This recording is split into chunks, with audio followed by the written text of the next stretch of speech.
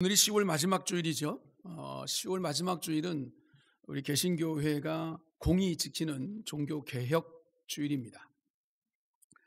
종교개혁 주일의 그런 유래들을 여러분 잘 아시겠지만 약 500여 년 전, 1517년 마르틴 루터와 존 칼빈에 의해서 종교 개혁자들이 타락한 기독교를 바로 세우는 일을 한 날, 그날을 기념하는 그런 시간입니다.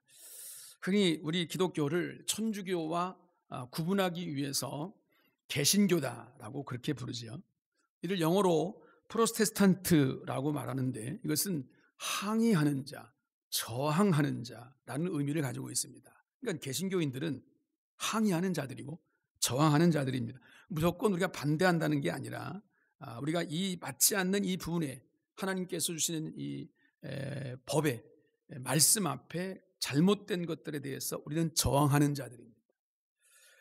종교개혁의 본질이 당시 캐톨릭의 잘못된 교리와 질서에 항의하는 일이었습니다.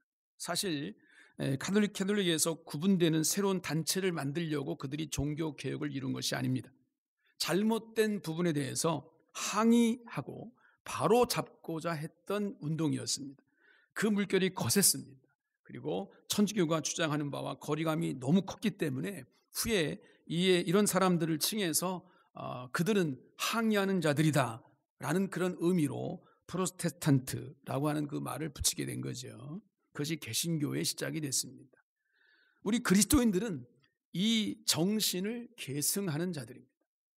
그러므로 오늘 믿음을 가지고 있는 크리스찬들은 잘못된 것을 인정하고 받아들이는 것이 아니라 그것을 저항하는 자들이 되어야 됩니다. 바로잡는 자들이 되어야 됩니다. 오늘날 우리가 아무런 생각 없이 우리가 믿음이라는 것을 맹신으로 받아들이고 그리고 신앙이라는 것은 저항하지 않고 그냥 받아들이는 거야 라는 것만 가지고 우리가 신앙생활에서는 곤란합니다. 비판 정신도 있어야 되고 항의하는 정신도 있어야 되고 그런데 그 기준은 분명합니다. 우리의 생각이나 사회적인 분위기에 편승해서 그렇게 판단하는 것이 아니라 성경이 기준입니다. 하나님 말씀의 기준에 서서 그것이 바르게 서 있는가라고 하는 것들을 돌아보는 것이 바로 프로테스탄트, 정의에 맞서는 자, 정의에 바로 서는 자, 잘못된 것들에 대해서 저항하는 자들, 이것이 우리 크리스찬이 되어야 된다는 거죠. 오늘 우리가 바르게 서 있는지 하나님 말씀 앞에 우리가 어떻게 서 가고 있는지를 점검하는 종교개혁주의로 우리가 지키고 있습니다. 마틴 루터와 켈빈에 의해서 그런 개혁자들은 타락한 이 교회 부패와 거짓된 이런 가르침에 맞섰습니다. 그래서 그들이 주장하는 것은 오직 하나, 오직 하나님의 말씀으로 돌아가자 라고 하는 외침으로 시작된 것입니다. 이 외침은 단순히 교리적인 논쟁을 넘어서 하나님의 참된 백성이 누구인지 그리고 하나님께서 우리 가운데 주신 십자가의 구원의 길이 어디에 있는지에 대한 근본적인 질문을 던진 것입니다. 내가 하나님의 백성이라고 한다면 이런 근본적인 질문을 오늘 우리는 끊임없이 던져봐야 될 것입니다. 그냥 좋은 게 좋은 거야가 아닙니다. 하나님이 원하시는 뜻에서 벗어난 것이 있다면 그 부분들에 대해서 반드시 우리는 저항할 수 있는 의지가 있어야 되고 그런 의식으로 인하여 하나님의 길을 온전히 걸어가야 될 줄로 믿습니다.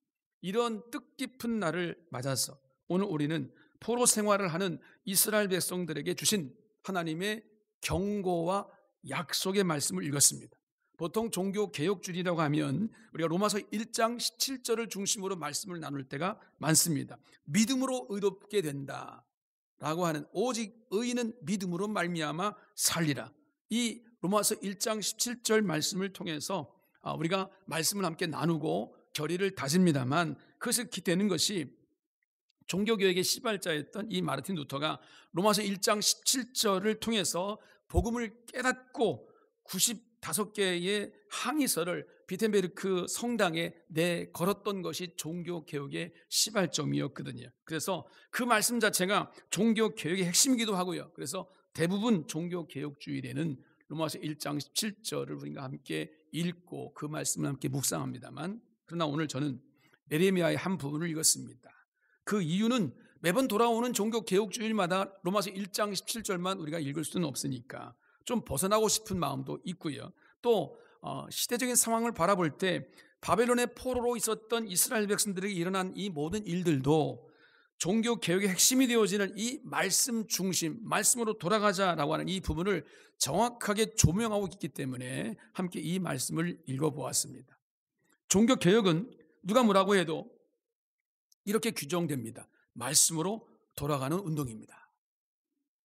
오늘 예레미야 본문은 역시 이런 종교 개혁의 정신을 잘 드러내 보여주고 있습니다. 이 말씀을 통해서 오늘 우리가 종교 개혁 정신 위에 바로 서 있는지, 내 자신이 과연 어떻게 신앙생활을 하고 있는지, 내가 하나님의 말씀 붙잡고 신앙생활하고 몸부림을 치고 있는지, 그 말씀으로 돌아가는 훈련을 하고 있는지, 그 말씀을 어떻게 내 삶을 통해 적용시키고 있는지 한번 돌아보면서 종교 개혁자들의 신앙의 기치를 우리의 삶 속에 한번 적용해 봤으면 좋겠습니다.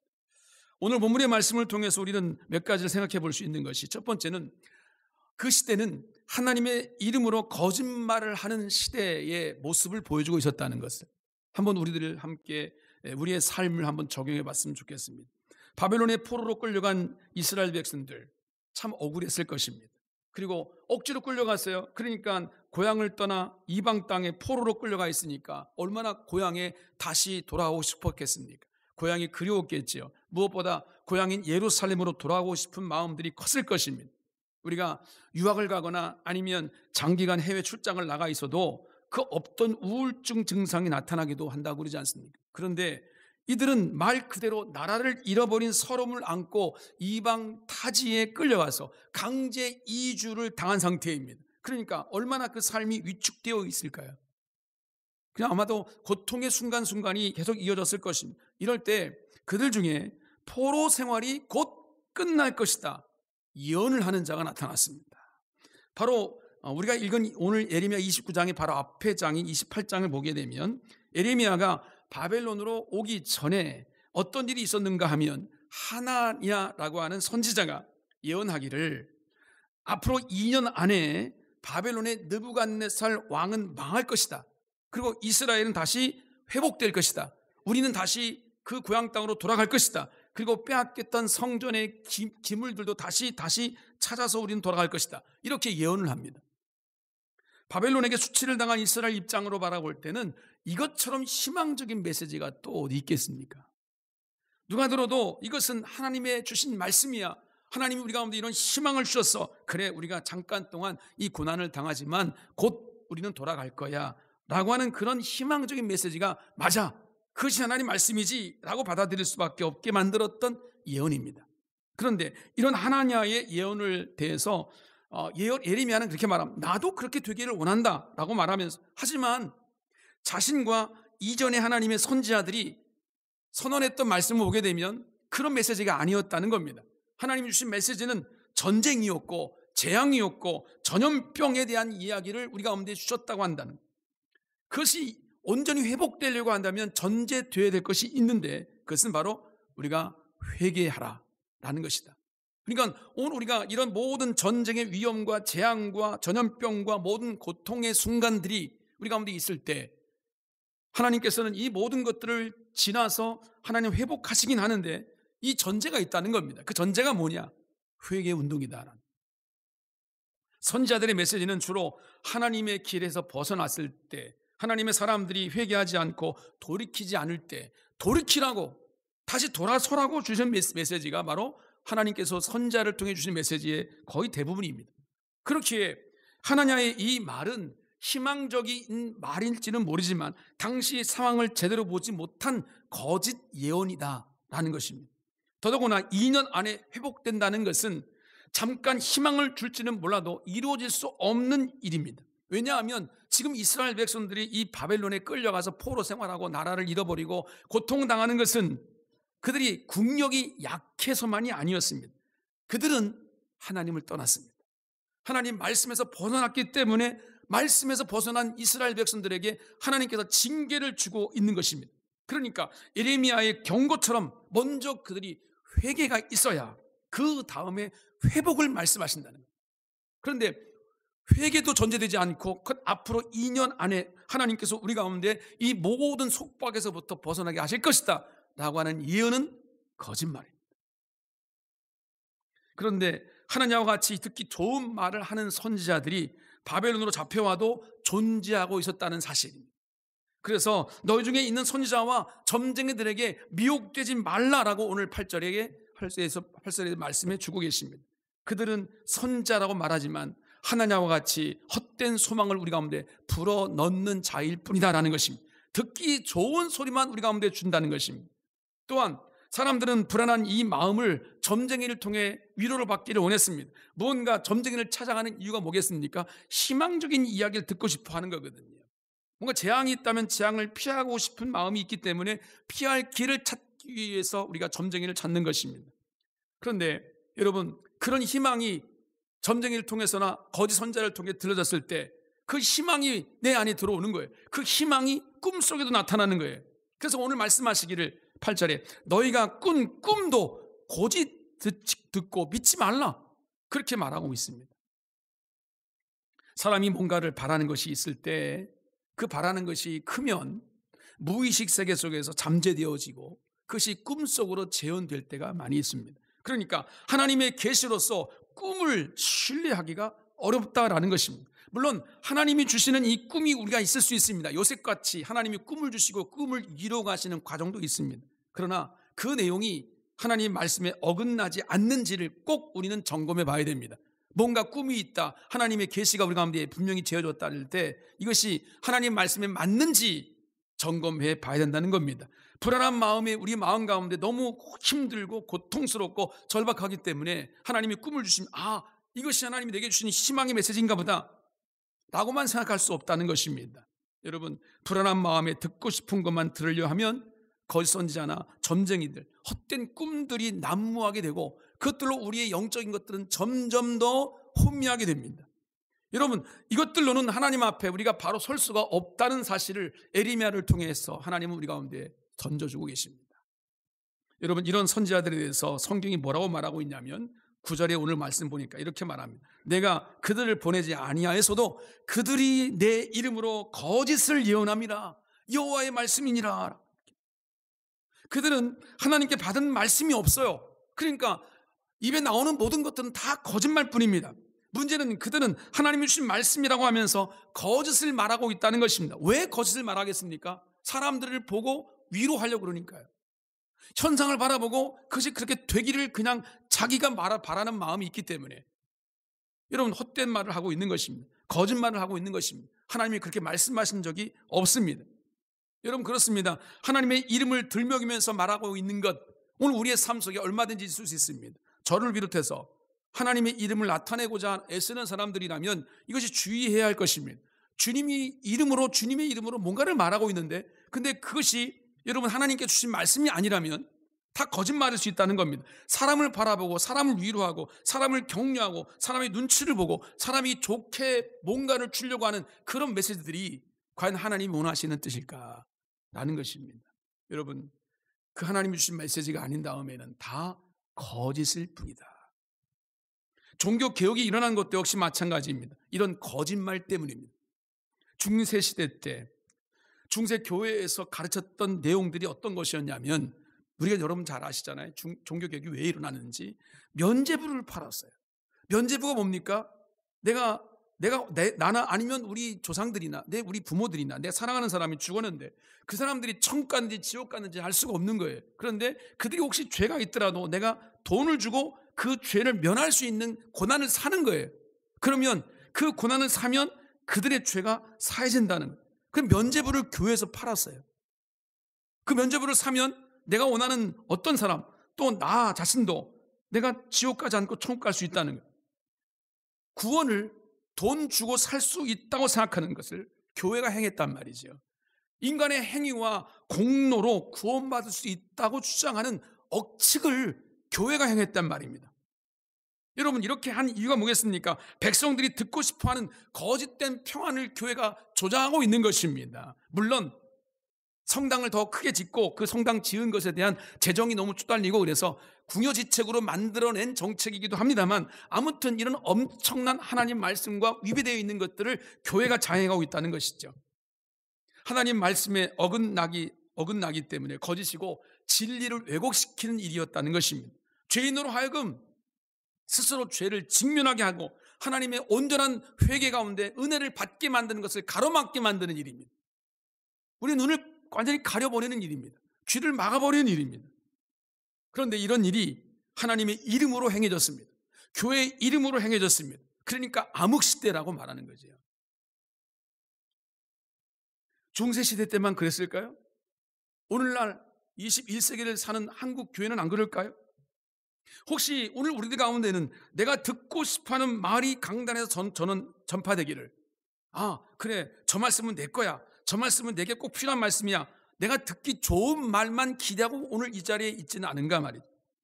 내가 혹시 인터넷에서 설교를 듣거나 유튜브를 통해 뭔가를 들을 때, 또 많은 목사님들이나 또 많은 어떤 매체를 통해서 하나님 말씀을 접하고자 할 때 내게 꼭 필요한 말씀만을 찾아다니지는 않는지, 내가 사업적으로 힘든데, 내가 건강적으로 어려운데 내게 위로를 주고 내게 격려를 주고 또 뭔가 내게 평안을 줄 수 있는 메시지만을 찾아다니는 않은지,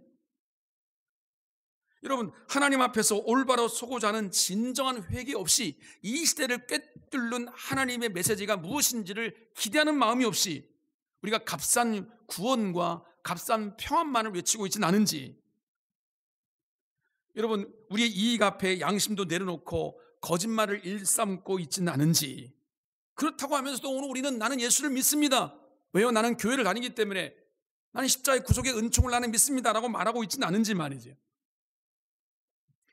사실 오늘 우리는 하나님의 이름을 말하면서 진리와는 상관이 없는, 아니 진리와 거리가 먼 그런 이야기를 하는 그런 이들을 지금 보고 있습니다.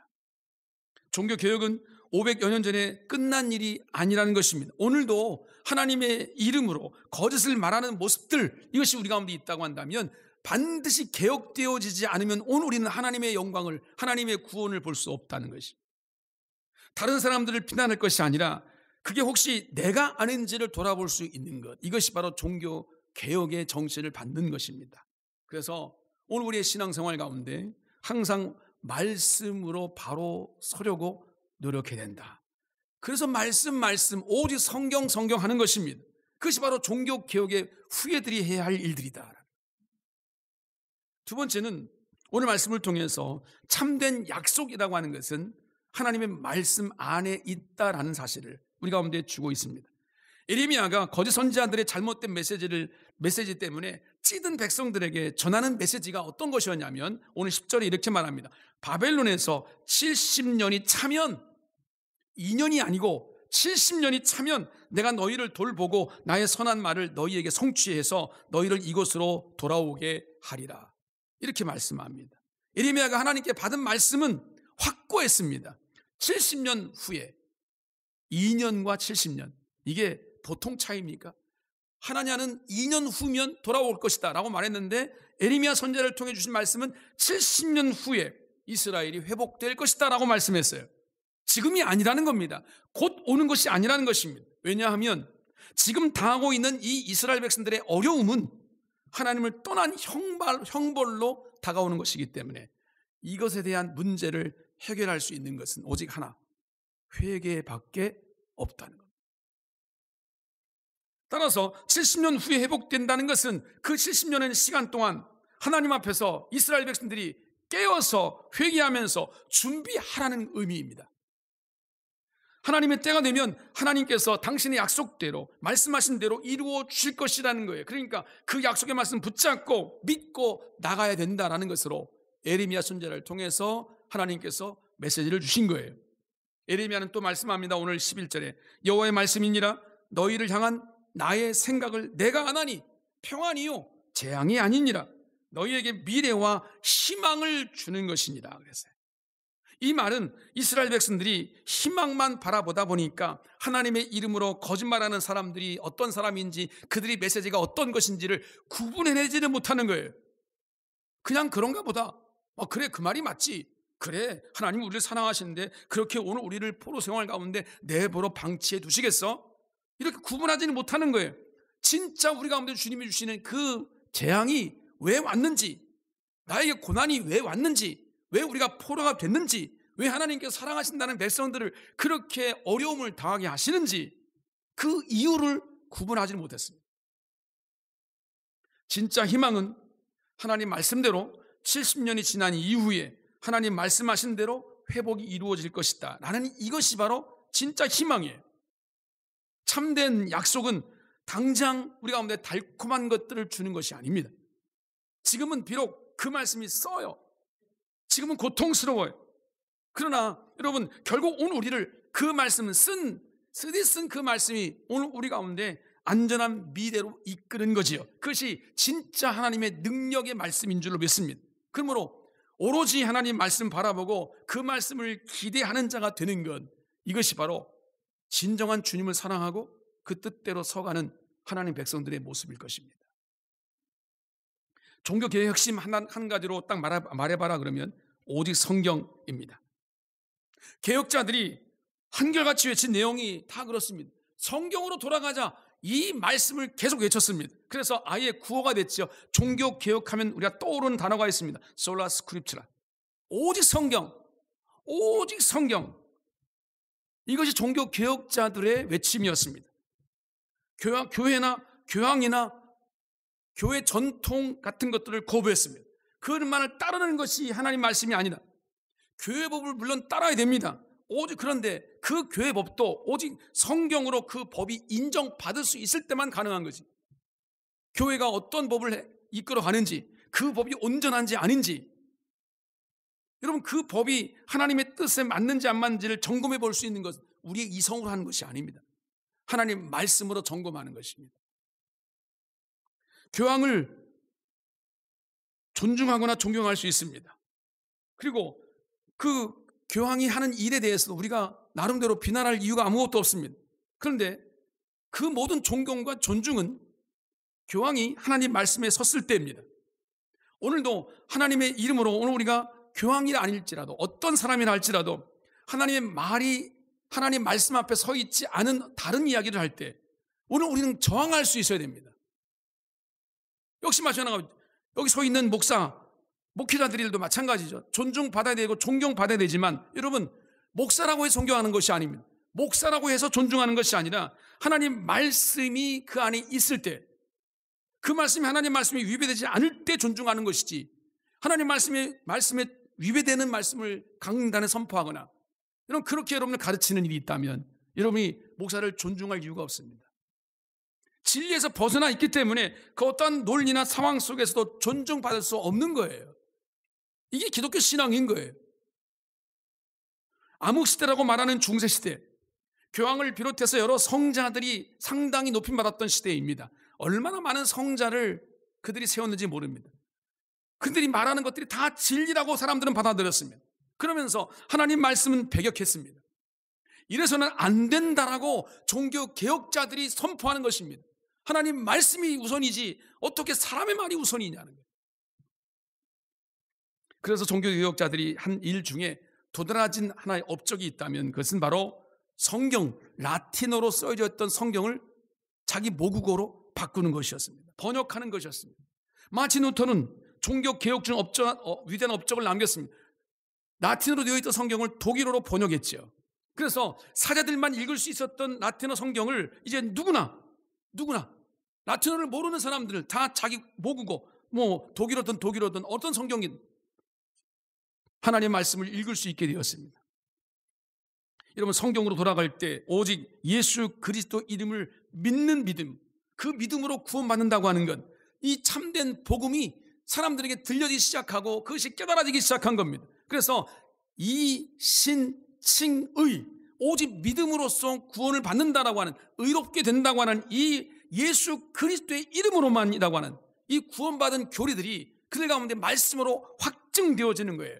그 말씀이 보여졌을 때, 부딪혔을 때, 아 그렇구나, 하나님이 내게 이렇게 말씀하시는구나 라는 것들이 깨달아지고 그 말씀 속에 무릎 꿇게 되고 그 말씀을 통해 하나님의 음성을 듣게 되고 여러분, 이것이 바로 오직 성경을 통해서 이루어진 것입니다. 오늘 우리가 생각해야 될 것이 뭘까요? 오직 성경이라는 믿음이 흔들리지 않아야 된다는 거예요. 우리 신앙은 세상의 소리나 유행에 흔들리는 모습이 되어서는 안 됩니다. 21세기 한국 사회뿐만 아니라 글로벌 시대 가운데 기독교 신앙의 가장 위기는 바로 그것입니다. 세상의 소리에 민감한 거예요. 유행에 민감한 거예요. 시대상에 너무 민감한 거예요. 그러다 보니까 하나님 말씀을 자꾸 왜곡시키는 겁니다. 그래서 우리의 삶에 듣기 좋은 소리만 자꾸 우리 삶 속에 담으려고 하는 거예요. 하나님 말씀이 어떠한지를 알아보려고 하지 않습니다.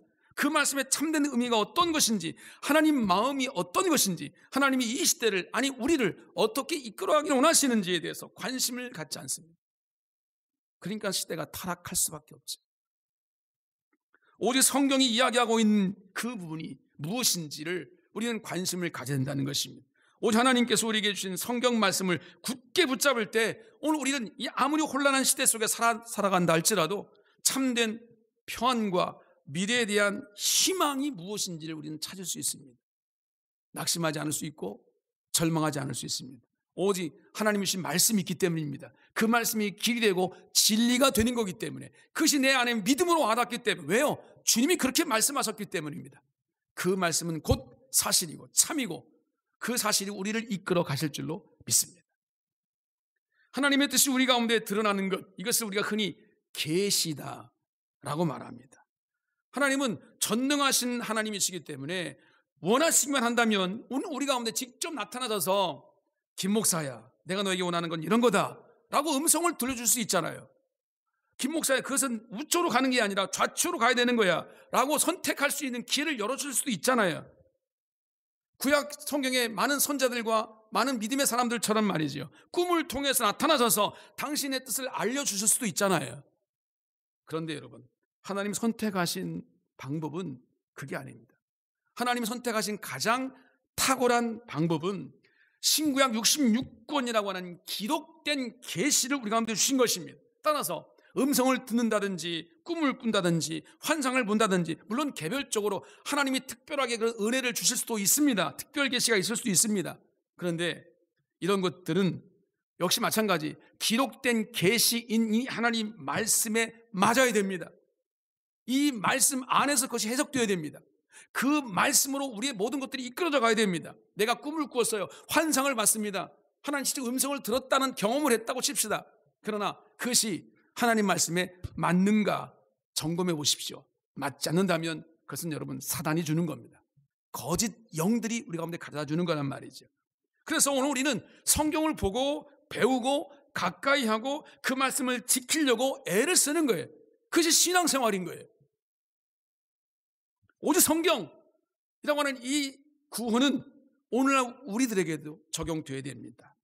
우리도 오직 성경으로만이라고 하는 이 기치가 들려져야 종교 개혁의 신앙으로 우리가 주님 앞에 설 수 있습니다. 결론적으로 하나님 말씀을 따를 때 우리는 하나님께 돌아가는 삶을 살아갈 수 있는 것입니다. 예레미야는 이렇게 말합니다. 오늘 12절 14절에 너희가 내게 부르짖으며 내게 와서 기도하면 내가 너희들의 기도를 들을 것이요 너희가 온 마음으로 나를 구하면 나를 찾을 것이요 나를 만나리라. 이것은 여호와의 말씀이니라. 나는 너희를 만날 것이며 너희를 포로된 중에서 다시 돌아오게 하되 내가 쫓아 보내었던 나라들과 모든 곳에서 모아 사로잡혀 떠났던 그곳으로 돌아오게 하리라. 이것은 여호와의 말씀이니라. 분명하게 선포합니다. 하나님께 돌아오라고 말씀합니다.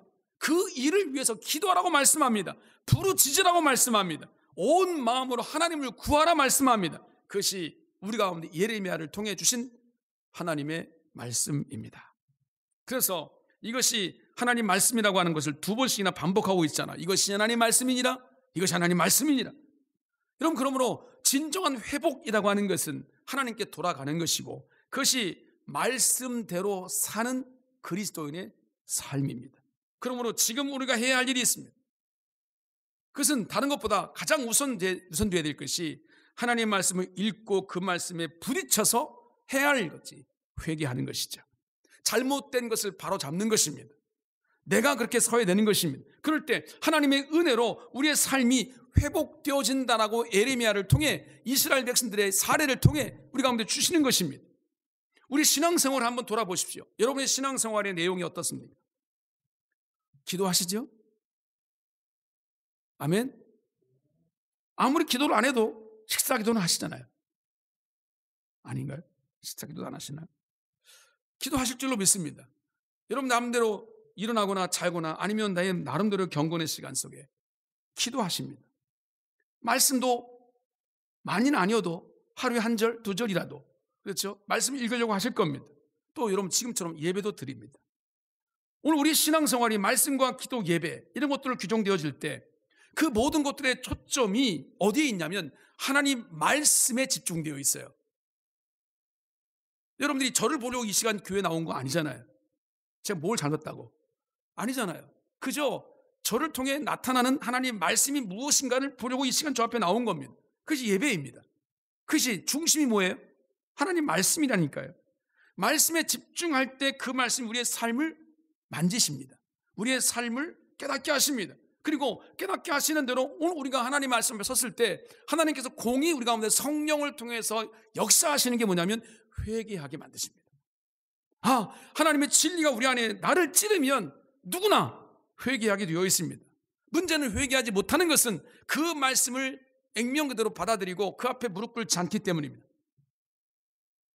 여러분 그 말씀에 회개하고 주님 앞에 섰을 때 그것이 우리가 회복이 일어나게 되고 하나님께 돌아가는 역사가 나타나게 되는 것입니다. 그것이 바로 신앙생활입니다. 그러므로 신앙생활은 곧 하나님 말씀과 동행하는 것이다.